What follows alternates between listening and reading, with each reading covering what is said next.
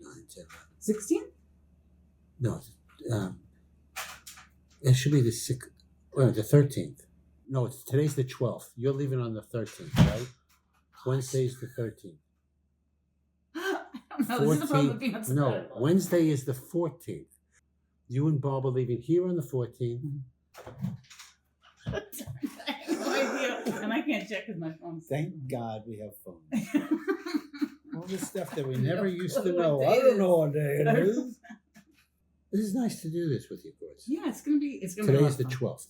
It's the 12th of March, 2018. Yes. And I'm Courtney Rachel Leckey Bussell interviewing John James Joseph Leckey. What are the names of all of your grandparents, and what is your fondest memory of each one? Okay, I have no personal memories of any of them. Okay. Never met any of them. My father's parents never left Ireland, and my mother's mother died in Ireland, and her father died here of tuberculosis before I was born. I know my mother's father's name was Patrick, and I think her mother's name was Catherine. My mother left Ireland, and they ran out of Ireland because they were afraid that the Black and Tan was going to kill them. It was going to kill my grandfather. And so they came to America. Black and Tan was an organization that supported the English, and you would call them terrorists today. They were terrorists for the English, so that means the police never bothered the Black and Tan, so they could do a lot of things, you know. I guess I never actually heard anything that my grandfather did, but I guess he must have done something because they had a problem with him, and they came to the house, and they said, "We're going to take you away." They said, "Well, can I say goodbye to my family and everything?" So he started saying goodbye, and he went upstairs to say goodbye to his wife, jumped out the window from the attic, and ran. So they didn't get him. He was being taken. They were taking him away. They were taking him for a ride. People didn't say they were going to kill him. So they ran from Ireland, and they just left their property and stuff. They sold the house to a relative, so that years later when we went back, it was a distant relative who still owned the land. But now we don't even know who owns the land anymore. It's just sort of sitting there fallow. 8 children were born, and they had about 5 or 6 when they left Ireland. Then she was pregnant. The doctor said, "You have to have an abortion because if you have this baby, you're going to die." And so they went to the priest. So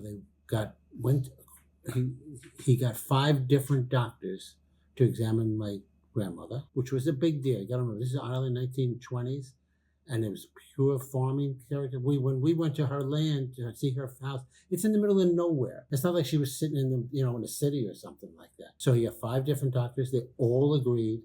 They said if she has the baby, she's going to die. The church said no. So she died, and the baby died. So to all the people who say they think abortion is murder, right back at you. Your grandfather. He came to the United States, came to this country and got married. A woman who I know as Mama. He got married when he came here, and he had children. He had at least 2 children, Nancy and Peggy. So he must have lived here for 3 or 4 years at least. And then he got tuberculosis, and he went into a sanitarium and died. And then she got married. I don't know what her name was, but she remarried. I think she was a young woman. She didn't want to know from raising 5 kids. She was going to raise her own kids. So my mother was the mother of her family, Pat, Jimmy, and Nora.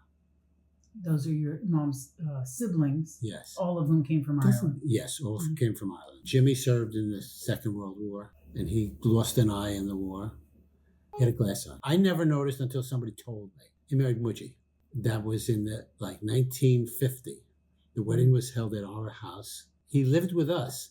He lived in a room in our house, and then when he got married, they moved out. He was a butcher, made a good living, and Mudgie worked for AT&T, and she was like a manager or something. So she made a good living there, and she got stock. So, it was like they both had good jobs, and they had no kids, so they weren't multi-millionaires or anything, but they were comfortable. They were relaxed,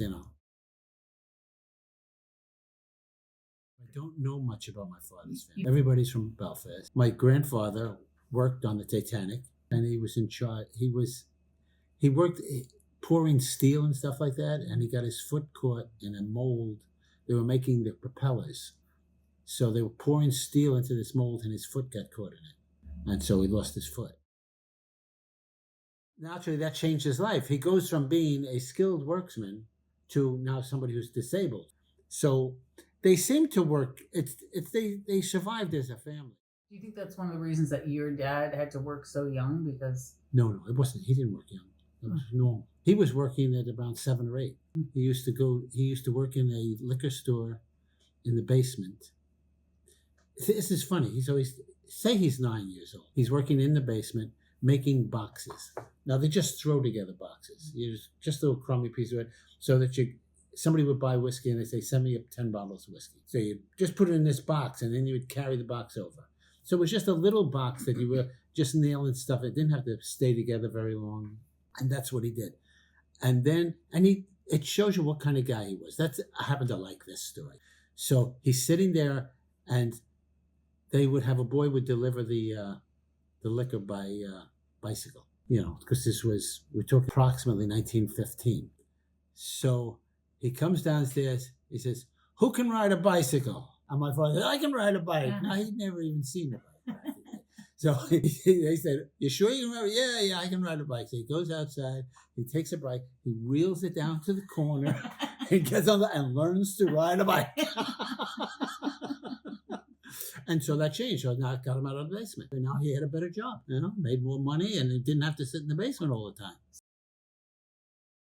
By 12, this was the end of the normal schooling for people in his class. So he applied for a special, like a technical school for sailing. And they sent him away to London. And he was in London for 6 months. And he had some good times over there. And it sounded like, he was there for 6 months, but he was like in an alien country and everything, He had one adventure that I remember he told me.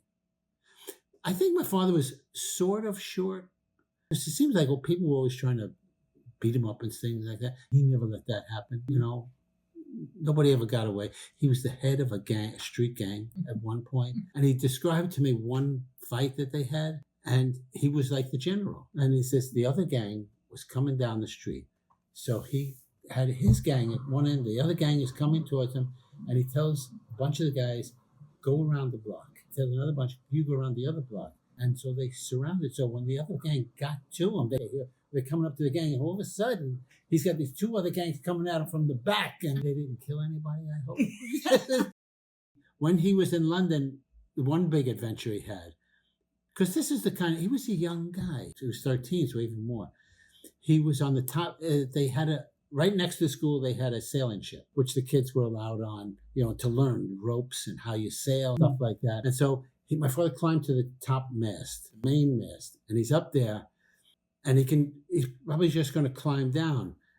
And his mate says to him, "Why don't you slide down the rope? Because there's a rope that goes from the top mast to the very front of the sailing boat." He says, "Why don't you slide down that?"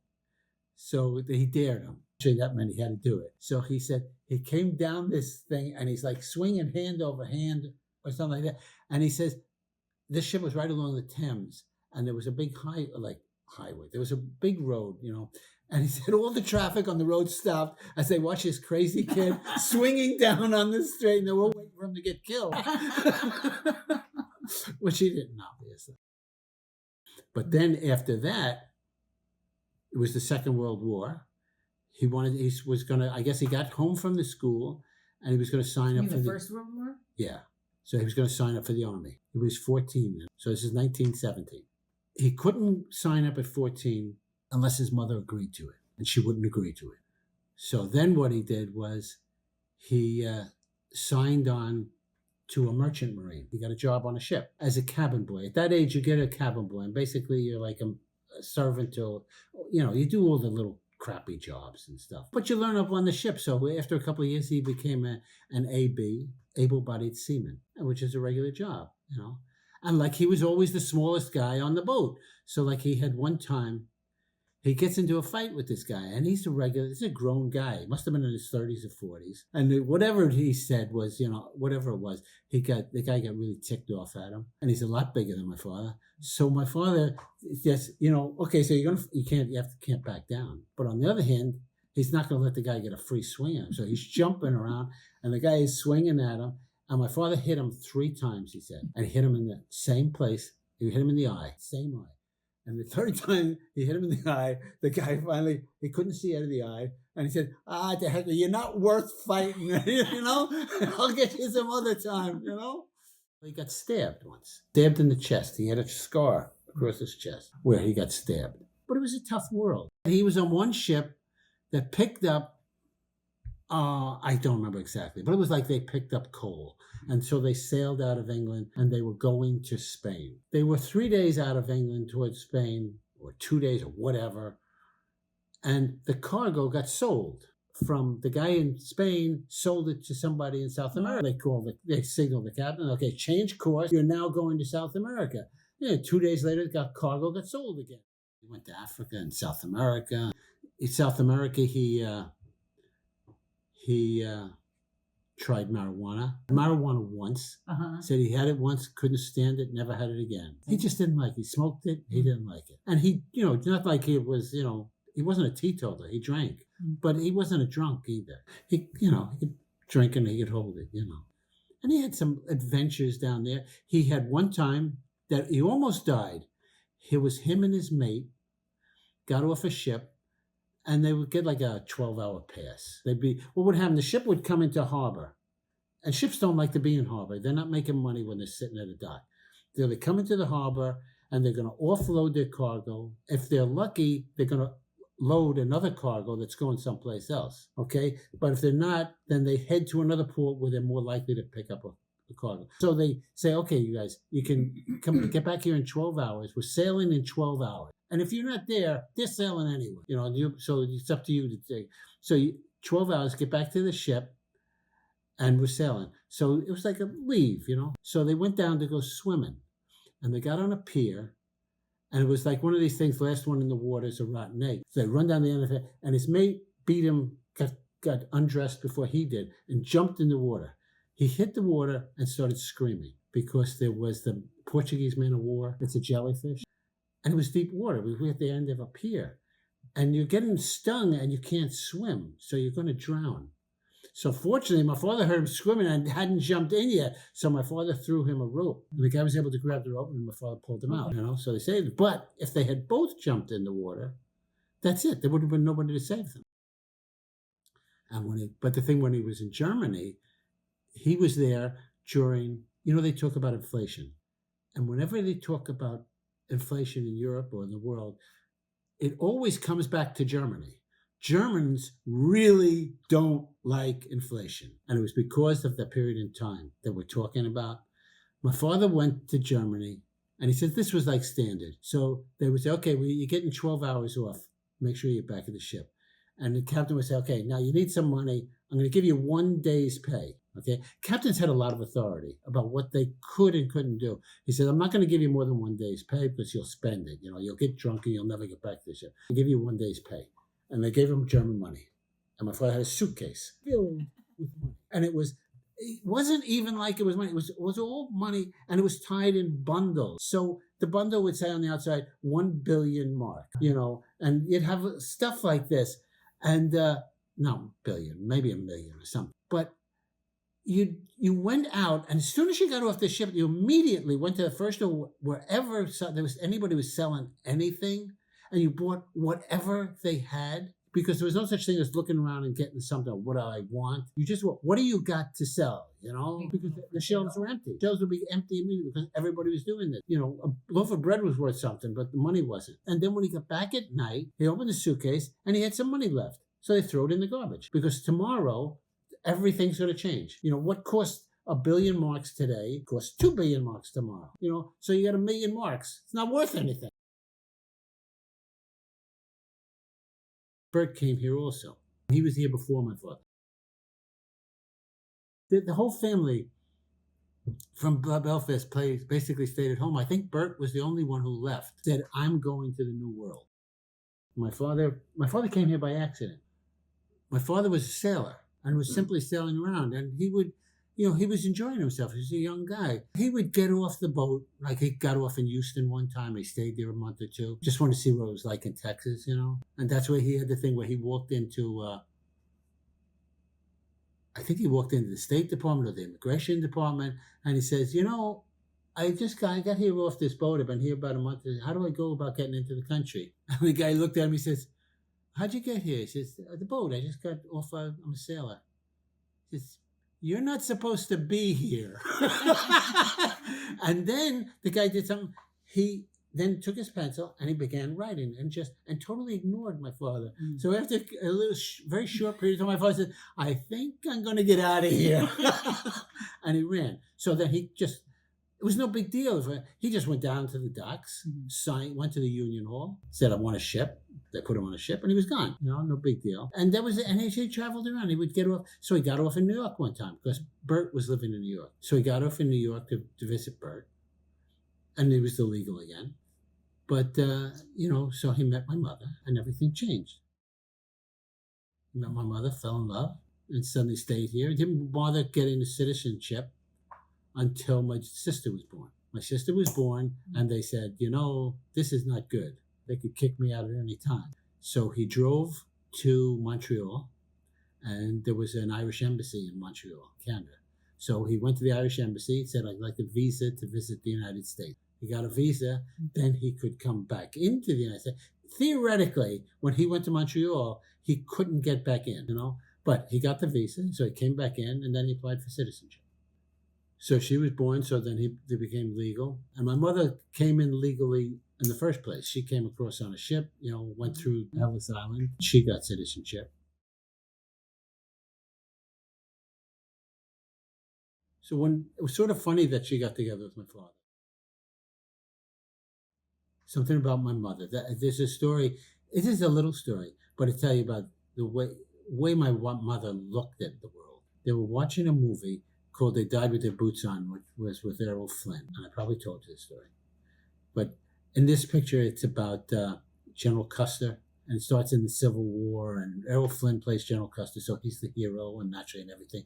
So everything he does is right in the movie. And then they go, after the war, he's commanding troops out west, and he's supposed to be pacifying the Indians. And so they go on a march, and they're going to, they killed a lot of Indians, And then they got caught in an ambush. Somebody made a mistake or something. There was like 250, and with Flynn, and they were surrounded by Indians and wiped out. Now, if you were white, you said it was a massacre. If you were an Indian, you said it was an uprising, and it was, So it depends on your point of view, So when my father was watching the picture, he says the picture was in favor at a white person. So my father's watching it. He says, that's a load of crap. He says, all we did was we were killing the Indians at the time. And my mother got first. She said, well, if that's not the truth, if that's not what happened, that's what should have happened. She liked to, she was like giving credence to what my father was saying, but she still wanted to believe in the more romantic version or something, or the way the picture presented it. But she also understood what it was like to be on the bottom when you're in a condition like that. And this is what should have happened. It shouldn't have, the history of the United States shouldn't have been that we were oppressing the savages. It shouldn't have been that way. It may have been, because I think my mother knew also that what my father was saying was right. But so what? Thing about my father, I'm very lucky. I had two great parents. They were very different people, okay? But they had some things in common. They were both very strong people. My mother could take a lot. When things were bad, with depression and stuff, she was always somebody you could lean on. Family leaned on her, her brothers and sisters and stuff. She was always strong, and she never had a hassle about it because she always had a smile. She could go through anything. She always had a smile. She's a great person. My father was also a very strong guy. My father would not get into fights, but he would not walk away from a fight. Somebody wanted to push him around. They were pushing around the wrong guy. You could depend on him, but he wasn't somebody who got into fight. He never got into fights or anything like that. But he didn't have to, I sort of like to think that I copied his style, and I think it works, I was almost in a fight once in a bar, of course. This is when I was drinking. And I was talking about, for some reason, I walked in this bar. Mom was in the restaurant, and I stopped it, and I had to repark the car. So as I'm coming back, I stopped at this bar for a couple of drinks. This is one night drinking, so you had drinks when you could. So I went in to have a couple of quick drinks, and I started telling about my mother and father. And naturally, my mother was Catholic, and my father was Protestant. And I said, one of the things that I get from my parents was that no matter what anybody tells you about a situation, there is always two sides to the situation. I don't care what you're talking about. There's always, and I learned that from my parents.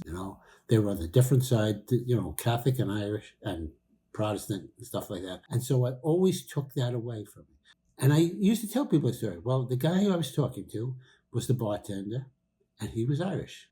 He didn't really appreciate that story very much. He didn't like it at all. And for some reason, I told the story. I don't know whatever it was, I was in the mood. I just told the story, He said something, and then I just told him the story. And he looked at me, and I looked at him, and we both knew that he was really ticked off. And he started, crunching his body together, and he was coming over the bar, So I stood there, and I didn't move a muscle. My hand's on the bar, and I'm waiting for him. He has to make the action, And then he had to leave. He went down the bar, He had the story. I know I told you the story, but the story in Brooklyn. He's working on a job in Brooklyn. My father usually worked in Manhattan. And so he is in Manhattan. He knows how Manhattan works, and you got unions in Manhattan, and, there's a style in each borough. So in Brooklyn, it was all the mafia. So the unions were all controlled by the mafia. So he's working on this job, and he's just there, but it was a small job. So he's just by himself. He didn't have any guys with him. And two guys come in, and they're from the union. And they look around at the job. They say, this job's too big for one guy. You need a couple of guys here to help you. And they're not talking about a couple. They just want, either they want him to pay him off or hire two of their cousins, who are going to sit over in the corner and get a day's pay or whatever, So they said, so my father went over and picked up a hammer. He says, I don't need anybody. And if you want something, this is the only thing you're going to get. So they left. Well, they didn't want to fight, These guys only want to fight when you got your back to them, So they left. On the other hand, my father never got a job in Brooklyn again. He decided that wasn't his territory. He had a very strong sense of right and wrong. To him, life was very simple. You know what's right. If you choose to do the thing that's wrong, you shouldn't do that. And so that's what it was tough for. It's hard to negotiate with somebody like that. You have to be willing to give a little. And like with my brother, it got very bad with my brother. Because my brother left home eventually, went to quit college and he went to Canada. And then things I don't know the details because I was only like 7 or 8 at the time. He went to college in Toronto, went to a Catholic college in Canada.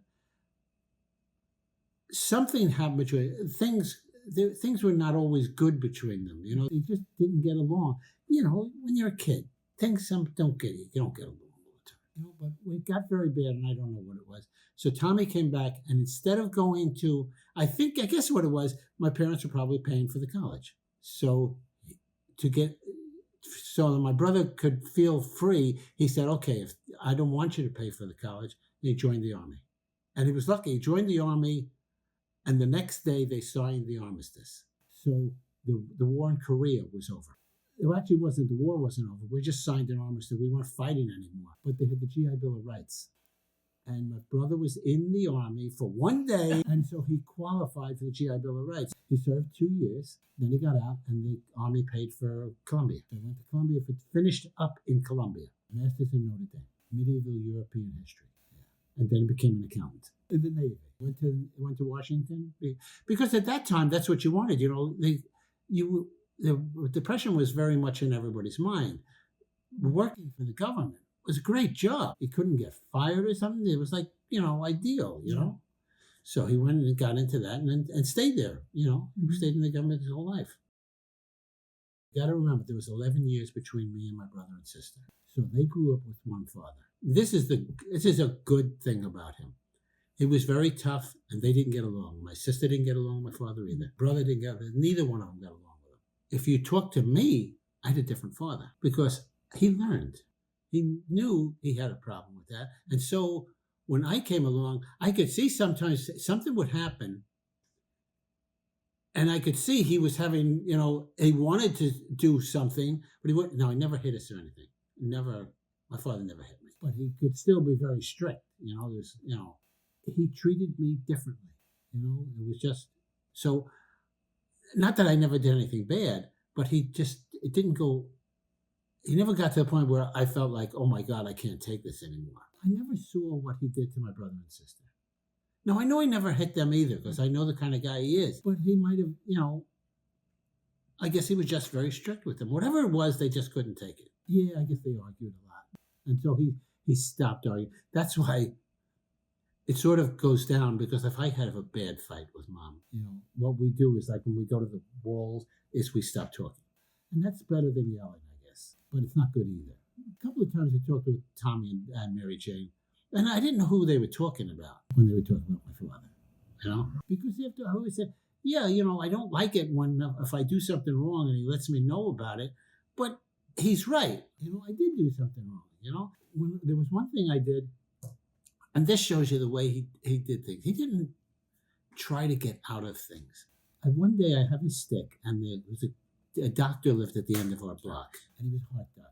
He was a famous doctor, and so he was very wealthy. He had this very nice house on the corner, and he had a brand new Cadillac, and the Cadillac was parked there too. So I walked down the street, and I got a stick. I was 8 or 9 or something like that, or some. I didn't mean to do anything. I didn't go down there to do something. I'm just walking along the street, and you got a stick, and you're banging it on fences. And I came to the car, and I just ran it down this brand new Cadillac. And I had made this nice line right down the Cadillac. So Dr. Mara came up to our house, and he told my father, he says, J.D. did this. So my father called me, and he says, he didn't yell at me or accuse me of anything. Mm-hmm. He says, Dr. Mara says you made a scratch on his car. Did you do it? I said, yes. So he turned to Dr. Mara and says, send me a bill. Get it fixed, send me a bill. And so that was the end. As far as Dr. Mara is concerned, he still had to fix his car and everything. But there was no argument. He didn't try to say, oh, it's only a little kid, or he didn't mean it, or nothing. I remember part of it. I knew this was not good. Yeah. And I hid out. We had a stairway that went into the basement, the outside, and I hid in there. But eventually my mother found me, and he didn't say a word, actually. That's what I take away from that is I was in really bad, and I think this was one of the times when he was learning to handle things. He didn't say a word to me. He knew that I knew this was something that shouldn't have happened. And I don't remember details, but, I knew I had done something wrong and I shouldn't have done it. And I guess that he said, okay, well, that, and he just paid the bill and never heard a word about it again, Bert was a painter. So Bert said, I can get you a job. So it was just like when he was a kid riding a bicycle. So can you paint? Sure, I can paint. And so he learned the job, on the job. And he was very, very good. He's very fast. He told me one story about his job. He's on a job one day, and they're working at Columbia, I think Columbia, or was it? Yeah, it was probably Columbia, because Columbia owned all those apartments, which they used to give to students, and dormitories and everything. So a normal day's work for a painter was to do 5. Everybody, you had like a room. You probably didn't have a bathroom. You had a room with a closet and had a window. So that was your studio, whatever the heck it was. And so a guy would go in, you had to give 2 coats to that, and you had to do 5 of those every day. So it was a lot of work. Now, my father could do 6 every day. He was very fast, but he didn't do 6 every day. Because if he did 6, the boss would come around and say, Leckey could do 6, you all can do 6. Mm-hmm. And there'd be some guys would lose their jobs, So he slowed down, and he would do 5 every day, And then one day, the reason they had a business is he's got this job, and he's the best painter the boss has got. But times are tough, and they're losing work. And the boss comes around, I'm going to have to lay you off. He says, I'm the best paint do you got? He says, yeah, I know, but my nephew's here, and I got to keep him on the job, or he'll never get a job, you know. I said, so my father lost the job because of nepotism. He says, well, that's not going to happen again. So him and Bert started their own business. You know, the way drinking it was different. It wasn't like, oh, we're having a party, we'll have a drink. We always drank. Once you got into the afternoon, if you had company walked in the door, you asked them what they wanted to drink. Not like today. You need an occasion. I was supposed to offer them a drink. If I was 10 years old or something, I was a good bartender. Everybody liked the way I made drinks, I tended to be very strong.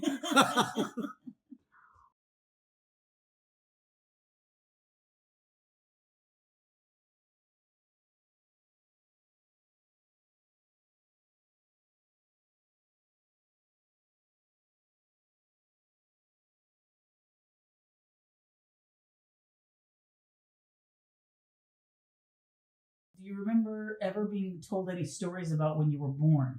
Yes, we had a dog. Dog got sick in the living room because everybody was running around so much. Dog threw up right in the middle of the room. My mom was in the hospital for 2 weeks. That was standard. There was nothing the matter with her. She was just resting. That's the way things were different in those days. They really were. They had a 3-family house, but they only had one of the floor. That was in the Bronx. Yeah, I think they lived on the first floor. That was 1945. Right. I moved out when I was about 5. We moved to Yates Avenue in 1950. And that was because my brother was coming home from school and some kids tried to mug him. We were part of the white flight, I guess. So we left that. And that was a nice neighborhood at the time, but it was beginning to change. So we moved not too far away, 1.5 miles, 2 miles. If I was 5 years old, he would have been 6. It would have been high school. He went to Fordham Prep, nice school, Jesuits and everything like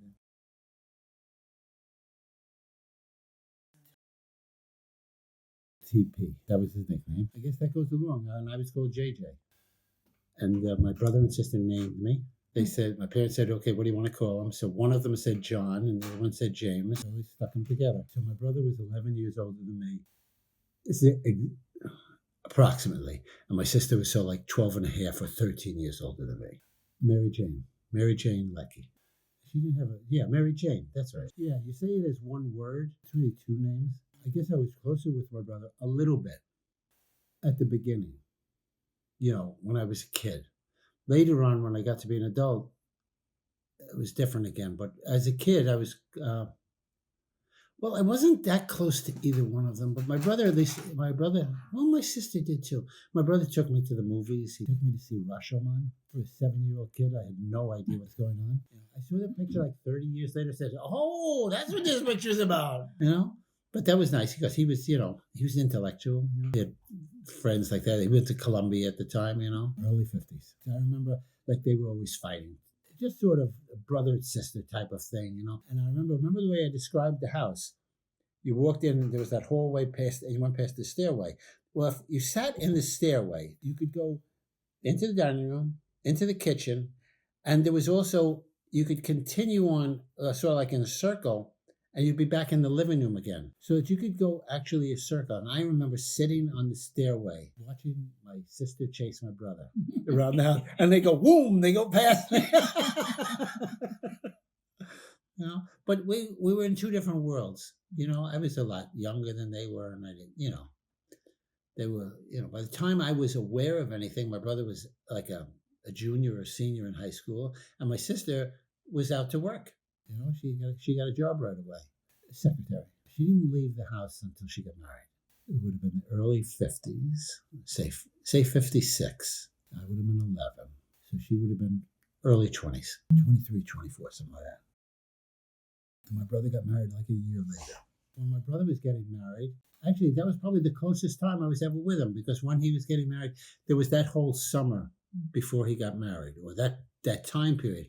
And Dolores lived on Long Island, and we would go out to her house, and we were getting ready to move or to fix it up. And also they were preparing for the wedding. So I would be with them on a lot of weekends. I would hang out with them on Saturday, and we would go places, and we'd go to Jones Beach, And that was a lot of fun. And this was like, it was a whole group because some of their friends. So like they were like in their 20s and I was like 12, and we had to have a fun time. We'd eat at their house and everything, and it was nice. It was nice going to Jones Beach at that time. Wasn't that crowded. We used to get there like very late in the day. Like it'd be a Saturday because we'd be doing work around her Dolores' house. And then we'd get there like at 4 or 5 o'clock in the afternoon and it'd start getting dark. But the beach would be empty. Her father gave her a house, 2-story house. It was I think she rented the bottom to her brother or something like that. We were fixing it up for the parties. Like we had an engagement party there. And we just hung out a lot, And it was great times at the beach and everything. And we used to have spaghetti when we got back to the house, and that was good and everything. Spaghetti was a real strange food for me because my mother did not make spaghetti. That was Italian. That was Italian. We got good stuff at the store because they got some sort of, homemade sauce, and that really made it. So every Saturday we would go to the store and make sure we got that stuff. And you got some Italian bread. So what else do you need? It was spaghetti and Italian bread. I mean, my God, that's the end.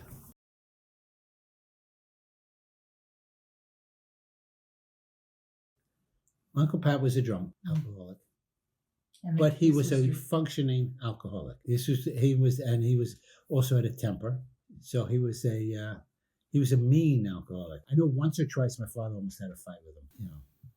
He would never have let that happen. But one time he came to the house, and this is actually a very important event in my life. Happened in a split second.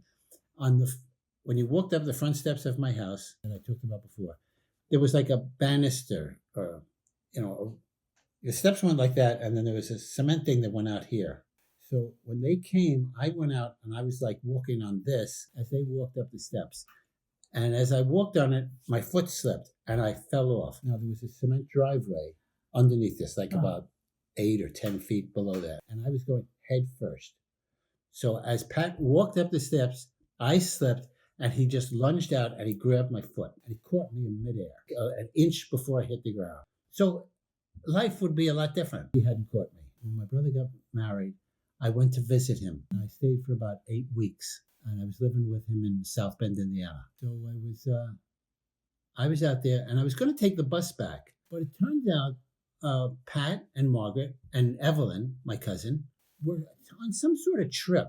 And they were out there in the Midwest. I think they went to Chicago or something. They were driving and everything.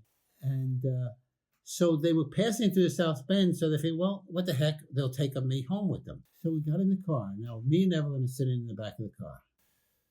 So we're sitting in the back of the car. Now, I said, Pat always drank. So when he was driving the car, he always had a six-pack, at least one six-pack in the car. So the thing about when you drink that much is you're operating at a higher temperature.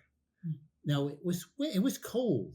I remember it was cold on the trip back, but we had to keep the windows open all the time so that the car would be reasonable for Pat.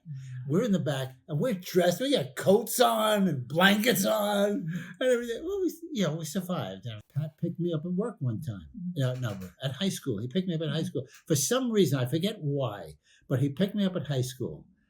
And he's got a six-pack sitting there on the floor of the car. And it was like totally normal. We went to a wedding once. I forget whose wedding it was, but it was one of these days they were going to do a fancy wedding. So it was a champagne wedding. So Pat got there. He looked around and said, I'll be back. He went out to the store, got a couple of six-packs, and threw them under the table. They even had their own house. At some point, they bought a house. So, yes, he was functional. Well, I was always functional.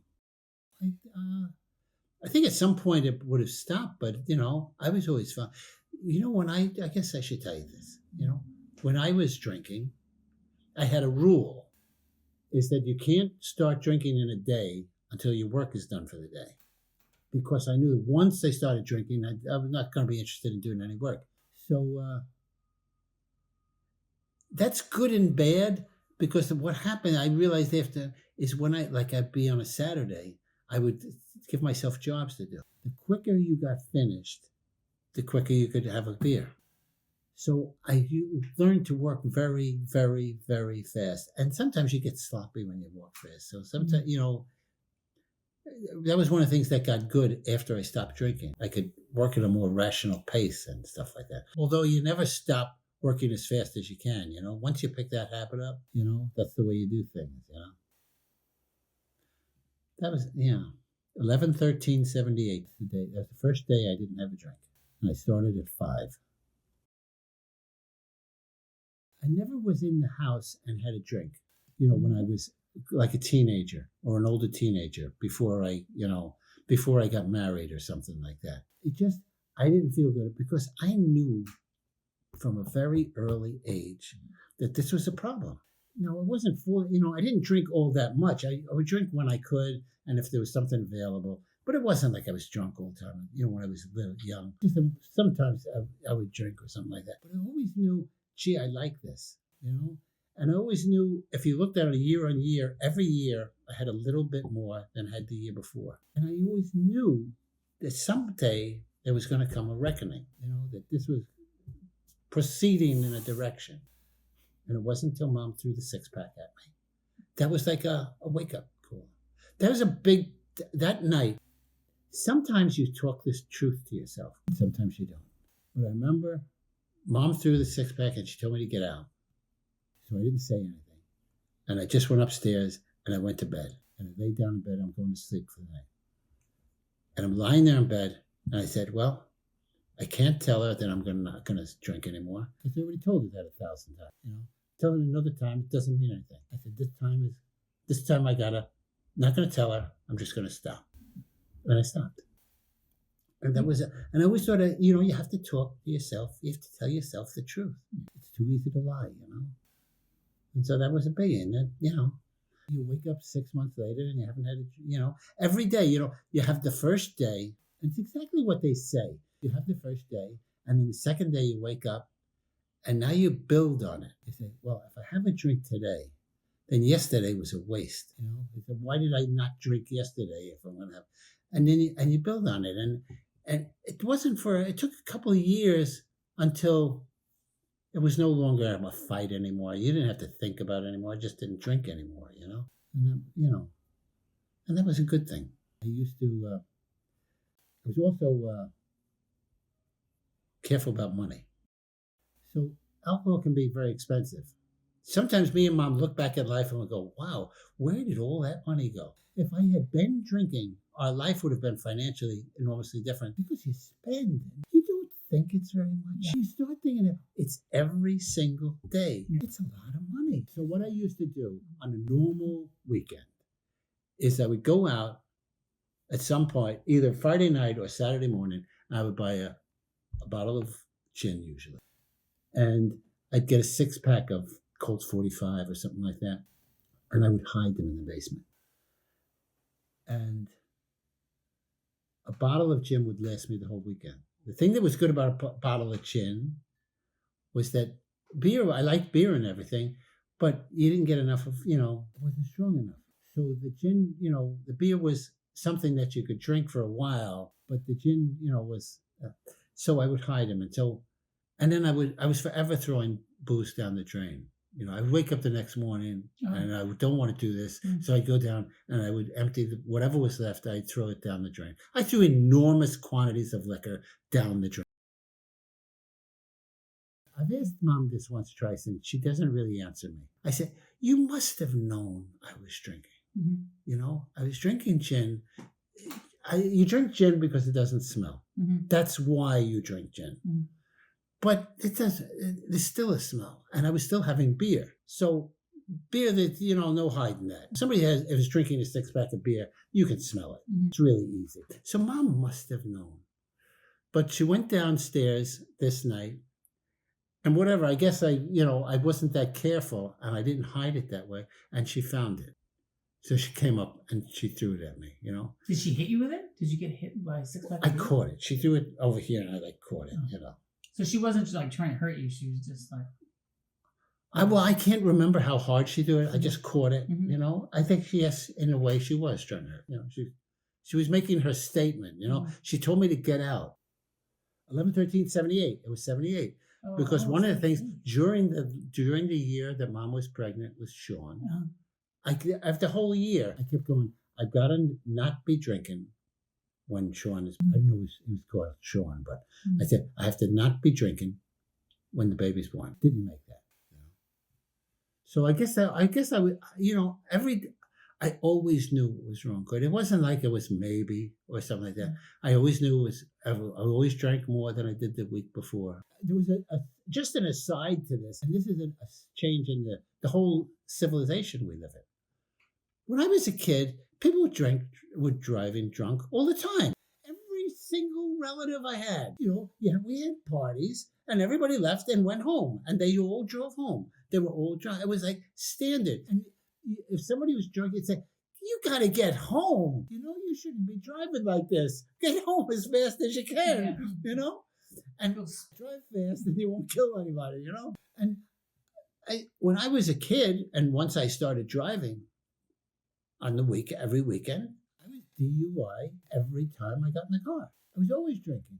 So now they make such a big deal out of DUI. Well, I knew that eventually I was going to get stopped. I had gotten tickets, but they didn't call it DUI at the time. They just called it drunk driving, and they would put down. I think if you got a ticket, they would put down, dangerous driving or something like that. You get a ticket. If you were Irish and you got an Irish cop, he'd tell you, "What are you gonna? You're gonna get trouble. You got to get home now," and you wouldn't get tickets. There was a good thing about being profiled by an Irish cop, But that was a big change, and I knew, like, every once in a while. Now I'm in my 20s. The cops would do something like down at Houston Street. Houston Street, when it comes to the West Side Highway, you go through that building, goes right through this building, and so you're like in a cave. Well, I was coming down, and I was going to turn into it, and realized the cops had put a couple of cars across there, and they were examining every car that went through. And what they were doing was checking for people who were drinking. So I turned around and I drove a different way, But you had to be careful, because if you made an obvious turn to not to go through, they'd come after you, But it just was, I knew, and so I knew sometime eventually that was going to happen. Before this, I was drinking on and off. But when I got to I graduated high school, and that summer, and I was going to City College. I knew I was going to be going for engineering, and I hadn't taken, because I had went to Regis and then dropped out of Regis and went to Cardinal Hayes. I missed physics, because in Regis, you got physics in your senior year. Cardinal Hayes, you got physics in your junior year. So I missed it. So that summer, I said, okay, I'll go over and I'll take physics at night in a high school, which was a good idea. So I would come out, it was 4 nights a week for about 10 weeks. And to get to my house, I would come down Fordham Road, Pelham Parkway, get off the bus, and then I would take another bus that would take me over to my house in Throgs Neck. So it was a little bit of a trip. So what I used to do was I used to come down, and I had to walk through my old neighborhood. So I'd come down to my old neighborhood, buy 5 quarts of beer, and visit my friend Danny. This is at 9 o'clock at night. So I'd go into his house, and I would have 4 quarts of beer, and he would have 1 quart of beer. And we would sit around playing records and talk, So that was when it got really, that was every day. Because I drank more than he did. He was Italian. I would drink on the weekends, before. And the funny thing was, you should know about this stuff, because you should know we all make mistakes, and we all do stupid things, and we got to keep an eye out for ourselves. There's about 10 points in my life, individual things change. They change so fast. You don't know what's happening. You have no comprehension about how important the thing that you're doing at that moment in time is. And then you look back 30 years and you say, oh my God, if I hadn't done, and it was a little, when I decided to, in 1980, I'm changing subject, but in 1980, there had this subway strike, and I took my bike to work, and then I said, boy, I really like this. And then the strike was over.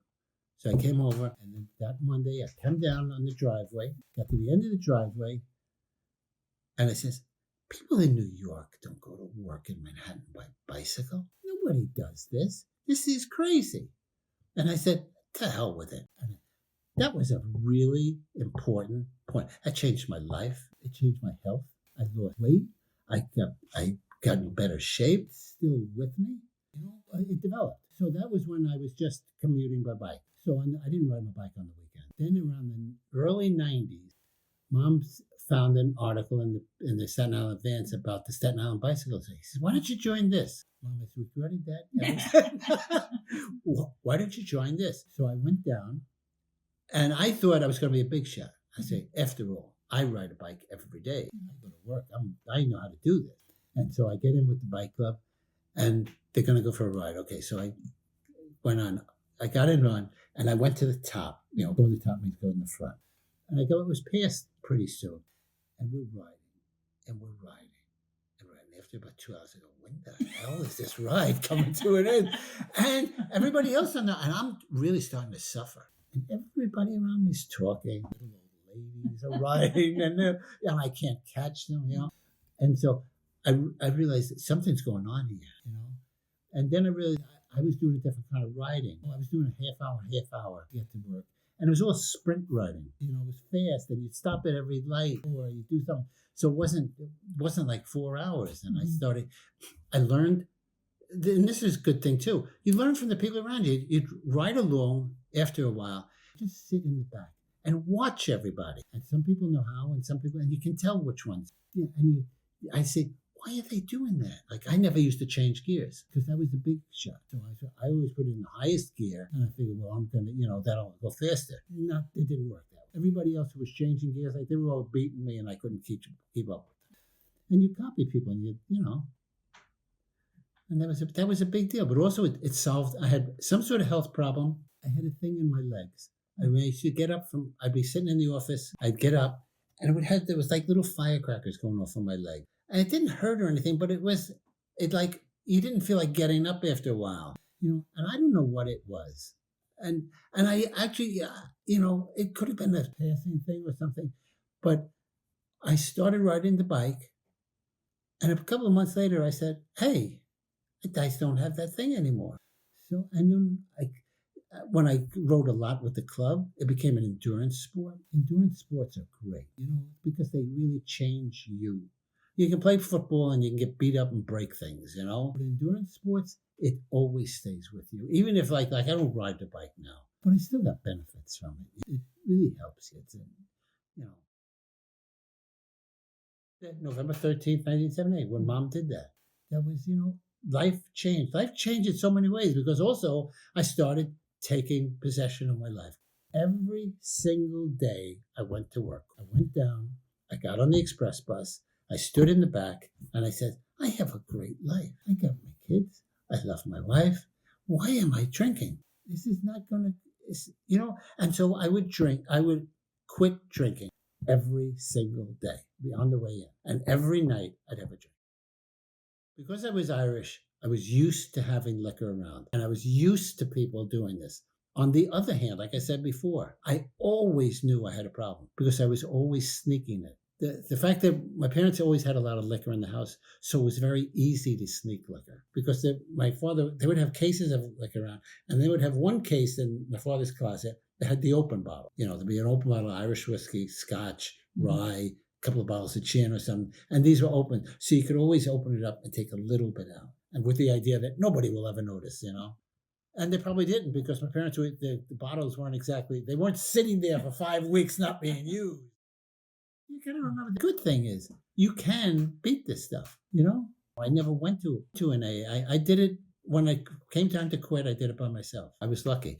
I was lucky with the cigarettes, the same thing, I have that, I guess when the wall gets big enough, I know. When I quit smoking, I took advantage of something. You also got to take advantage. You got to realize when opportunity walks in the door. I had the cat. I stopped breathing, and I was going to die. So I went to my parents. And my father cleaned the house, and I stayed at their house for a week, to get this out of my system. And my father went over and took all the clothing in the house down to the cleaners. He washed all the walls and the floors. He washed everything to get it out. But for that week that I stayed there, I couldn't breathe. I was, breathing was really so I wasn't smoking. And then after about a week, it was a Saturday, so I'm leaving the house, and I went down to the store to buy a pack of cigarettes. And I said, I just got a free week. Because I used to quit smoking all the time also. That would you'd get on the subway and quit smoking. And as you're getting off the subway, you're lighting up. So I said, I got a freebie week. Take advantage of it. And I never went back to smoking. That was nice.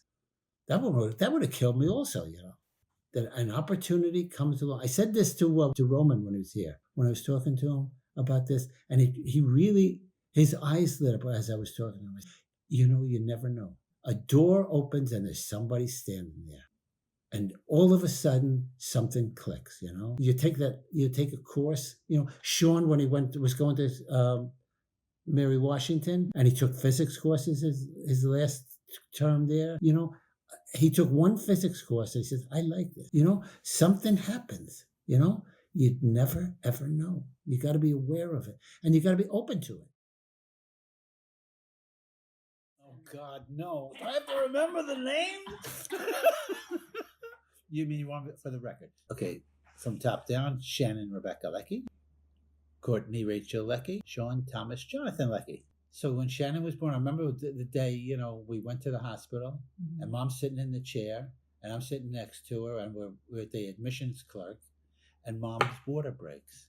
So I immediately started mopping up the floor, and Mom said, "Don't do that! Don't do that! There's somebody to do that." And you know, and then she went upstairs and everything.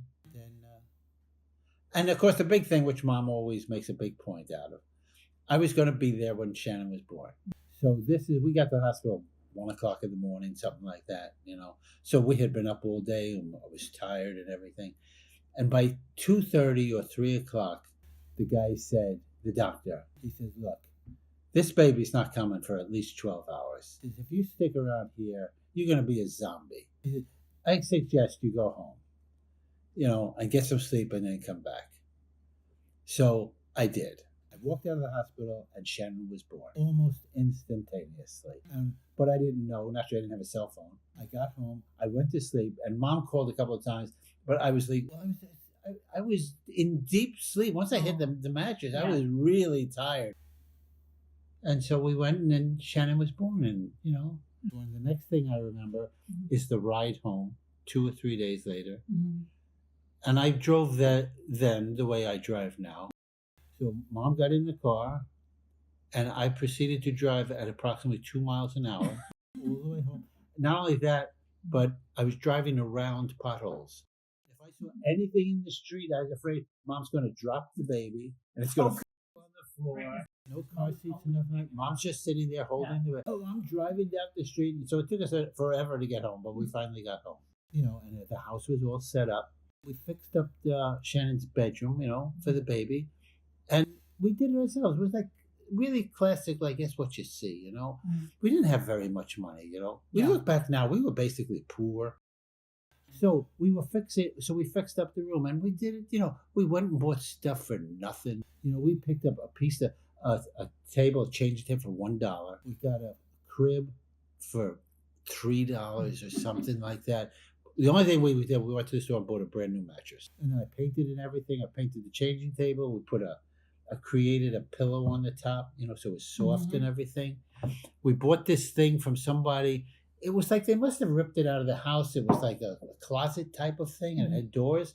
So it was almost like something that was built in, but once you got it out, it looked like a piece of furniture. So we put that in there. And it actually looked nice. We painted a nice bright colors. It was basically white with red and blue. We just wanted a bright colored room. We weren't going for pink or blue or anything like that. And we found wallpaper. We went to the wallpaper store, and they had what was called remnants. It was like 4 strips. So then I just put 2 strips of wallpaper on one wall, 2 strips on another, and then I put wood molding next to it. So it was like a picture. It was like it was a little, and it was very bright. It was like red, white, and blue balloons. The whole room, I think we figured at one time, cost $12.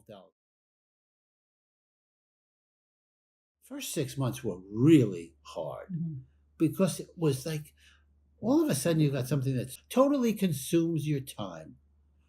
And for all the stuff that we thought we had prepared, it was like Mom was forever writing lists. She would do this at night, in the middle of the night. She'd be under the covers with a flashlight, and she'd be writing lists and giving it to me. You got to go to the store and you got to get this stuff. And there was always stuff. I never got all the stuff. You know, we were always short. And I was always looking for binkies, you know, because Shannon only liked a certain type of binky. And the store ran out, and I drove all over Staten Island.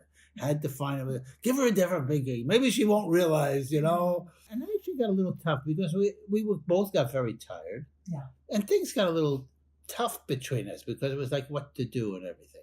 But gradually, after about 6 months, it started to work out, and it started, but it was still a lot of work. That's why when you came along 3 years later, and mom's pregnant, and I was really worried. I said, we don't have any free time right now. I'm working. The baby takes up all the time in the world. Mom's busy. You know, what's going to happen if we get another baby? And I was thinking, like, you know, you do X amount of work for one baby. Now you got to do 2 times that. So you came along, and I've told this story a lot of times, and maybe it sounds apocryphal, but it was there like a month or 2 months later. I said to Mom, who's taking care of Courtney? Because I'm not doing any more work. As a matter of fact, if anything, the workload went down because everything just sort of settled in. And it was like we could no longer give Shannon 100% of our attention. You had to take some attention. And that made it easier, actually. And actually, everything got a little easier. So that when Sean came along a year later, I really wasn't worried at all. Because now, well, Courtney was easy, he'll be easy. Or the next baby will be easy, you know? So, you know, so things worked out. You know, once we got up to all 3 kids, everything was running pretty well. You know, Mom was okay. There was some problems because Mom had a back problem, and that became a problem. It was very painful for Mom and everything, but it was really only a small period. You know, it was a couple of months. My mother helped a little bit. She came over for a couple of weeks one time to help Mom out, you know. And then Mom worked through it. And she has remnants of that today, you know.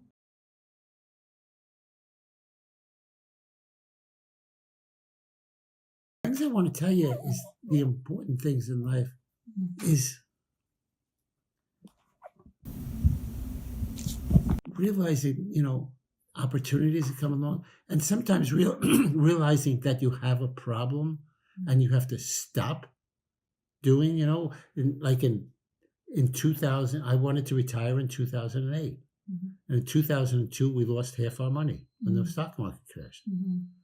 And I remember I sat down at the office and I said, this can't go on. You know, I'm not going to be able to ever retire if I don't solve this problem. And, you know, so I took something. I sat in the office and I said to the boss, I got a lot of work to do. I'm going to have to close my door for a couple of days. And I closed the door and I sat there and thought about what I was going to do. And I looked at stuff and came up with the idea of how to save money for the rest of my life so that we could, you know, we could retire and stuff like that. And I changed what I was doing, you know. And sometimes you have to sit yourself down and say it's working or it's not working or something. What do I do now? You know, if you can't just keep doing the same thing, you know, it's not going to end well, you know. So I can't give you the answers, but I can tell you that you can find the answers, you know, whatever it is, you know. I guess, you know, everybody wants to pass on wisdom. It's really hard. The main stuff I got from my parents, everybody's got a right to their opinion.